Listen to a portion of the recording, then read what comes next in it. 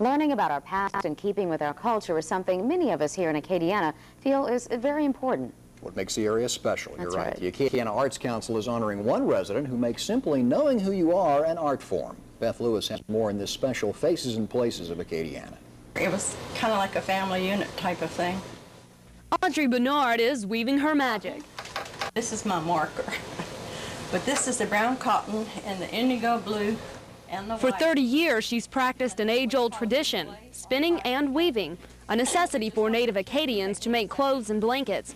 Audrey has transformed the wheel and loom techniques into quite an art form. And what I'm going to do is to separate the fibers and prepare it for spinning. Audrey discovered her passion in a Youngsville home her family bought in 1971. She says the often time-consuming technique somehow just came naturally once she joined the Spinners and Weavers Guild. Deep down inside, I'm just a person that likes working with my hands, and I like history, and I like to learn about what people used to do.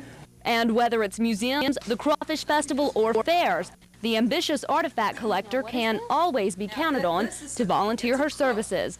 But she says the honor she's receiving for that very reason shouldn't be a tribute to her, but to Native Acadians. The more you work with things like this and the more you learn about the lives of the people in the past, the more you have this feeling of, well, they're the ones that should be honored, not necessarily me. Audrey Bernard, one of the faces of Acadiana. Really is neat. You know, there was a time when you couldn't go down to the corner store if you needed milk. Exactly, and look how far we've come. You're right. Please join us tomorrow when you'll meet Joan Green and Tony Daigle. They are two more honorees of the Acadiana Arts Council. Plus, we'll bring you coverage of the Arts Council's award ceremony. That's tomorrow night on TV 10.